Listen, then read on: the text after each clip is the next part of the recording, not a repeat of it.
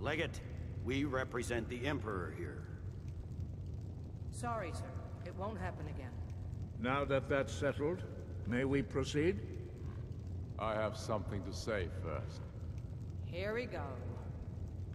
The only reason I agreed to attend this council was to deal with the Dragon Menace. There's nothing else to talk about. Unless the Empire is finally ready to renounce its unjust claim to rule over the free people of Skyrim. I knew he wouldn't be able to resist. We're here to arrange a temporary truce to allow the Dragonborn here to deal with the dragons, nothing more. I consider even talking to the Empire a generous gesture. Are you done? Did you just come here to make speeches, or can we get down to business? Yes, let's get this over with. Are we ready to proceed? Jarl Ulfric, General Tullius, this council is unprecedented. We are gathered here at the Dragonborn's request. I ask that you all respect the spirit of High Hrothgar, and do your best to begin the process of achieving a lasting peace in Skyrim. Who would like to open the negotiations? Yes, let's get down to it. We want control of Markarth. That's our price for agreeing to a truce. So that's why you're here, Ulfric? You dare to insult the Greybeards by using this council to advance your own position? Jarl Elisif. General, this is outrageous. You can't be taking this demand seriously. I thought we were here to discuss a truce. Elisif, I said I'd handle it. Ulfric, you can't seriously expect us to give up Markarth at the negotiating table. You hope to gain in council what you've been unable to take in battle, is that it? I'm sure Jarl Ulfric does not expect something for nothing. Yes, that'd be entirely out of character. Want in return? Wait, General, you don't intend to just hand over Markarth to that traitor? This is how the Empire repays us for our loyalty? Enough! First, let's be clear. This council wasn't my idea. I think it's a waste of time. You are a traitor to the Empire, and deserve a traitor's death. But I at least will negotiate in good faith. Since we're all here at your request, I'd like to hear what you think Markarth is worth.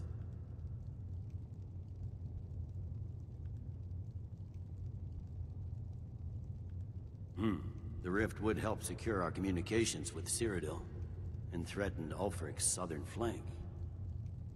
The Dragonborn has spoken, Tullius. Markarth will be ours.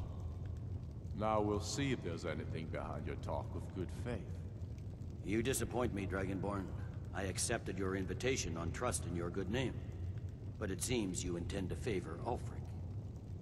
I can see now that this is not a negotiation at all. I know you, Ulfric. If I hand over Markarth, you'll be ready with a new demand. You'll never defeat the Empire, and you know it. But you're willing to sacrifice thousands for your own selfish ambition. Soon enough, I'll have you back under the headsman's axe, and this time there won't be any dragon to save you. As always, the Empire's fine words are worth nothing. Stop! Are you so blind to our danger that you can't see past your petty disagreements? Here you sit arguing about nothing, while the fate of the land hangs in the balance. Is he with you, Delphine? If so, I advise you to tell him to watch his tongue. He is with me. And I advise you both to listen to what he has to say before you do anything rash. Don't you understand the danger? Don't you understand what the return of the dragons means? Aldrin has returned, the World Eater. Even now he devours the souls of your fallen comrades. He grows more powerful with every soldier slain in your pointless war. Can you not put aside your hatred for even one moment in the face of this mortal danger? I don't know about the end of the world, but this dragon situation has gotten out of hand. If this truce will help the Dragonborn here put an end to that menace, we both gain. Remember that, Ulfric. Now, back to the matter at hand. You know as well as I do that we can't hand over Markarth on these terms. Swords, bones, where will these demands end? Out with it, then. We want compensation for the massacre at Karthwasten. You slaughtered the very people you claim to be fighting for. True sons of Skyrim would never do such things. Damned Imperial lies. My men would never stoop to such methods, even in retaliation for your butchery at... All the blood spilled in this war is on your head. So, Dragonborn, what do you say?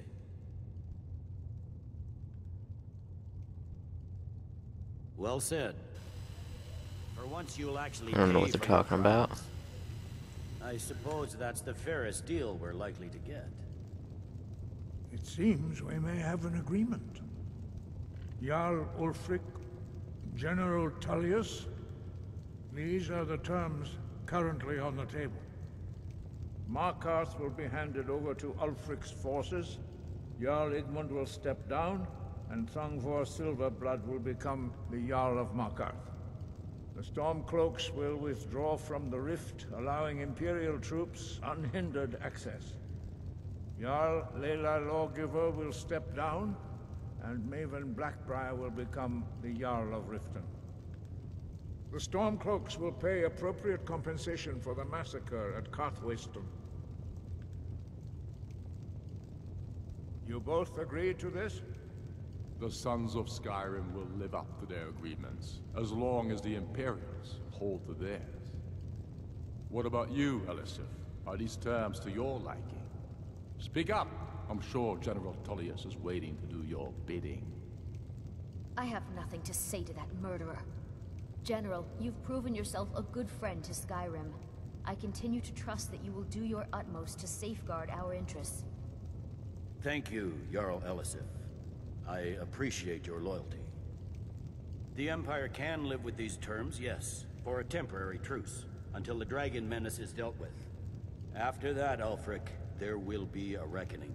Count on it. Come on, Dalmar. We have a lot of work to do. Giving up Markarth is a heavy price for this truce, Dragonborn. I hope it was worth it.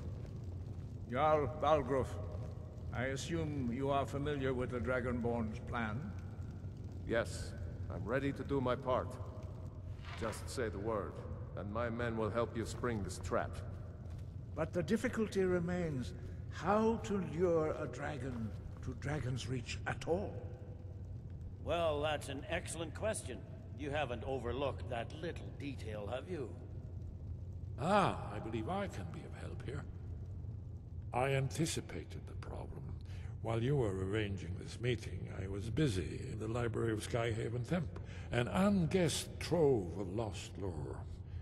But the important thing is that the Blades recorded many of the names of dragons they slew. Cross-referencing this with Delphine's map of dragon burial sites, I believe I've identified one of the dragons that Alduin has raised up. Don't you see? The names of dragons are always 3 words of power, shouts.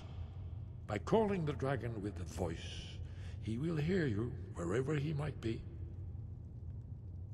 He's not compelled to, but dragons are prideful by nature and loath to refuse a challenge. Your voice in particular is likely to intrigue this dragon after your victory over Alduin. I think it's very likely that he will be unable to resist investigating your call. Ah, indeed. I'm no master of the voice, like these worthy gentlemen, but it is written here in this scroll. Oda Ving, winged snow hunter, as I read it. I'm afraid there's one more thing. a serious one. We know about I've discovered who the Greybeards are. Parthenax, the dragon that the Greybeards have been protecting for all these years. He needs to die. He Nope. deserves... You're not gonna talk about Parthenax bad. I'm not even gonna listen. He's a cool dragon. Nope. Get that quest out of here. I'm not even looking at it. Nope. Nope, nope, no. Get that. No. I'm not doing it. Nope. Get out of here. I might do it. But I probably won't. Okay, let's go to... That was a long talk. Let's go to Dragon's Reach.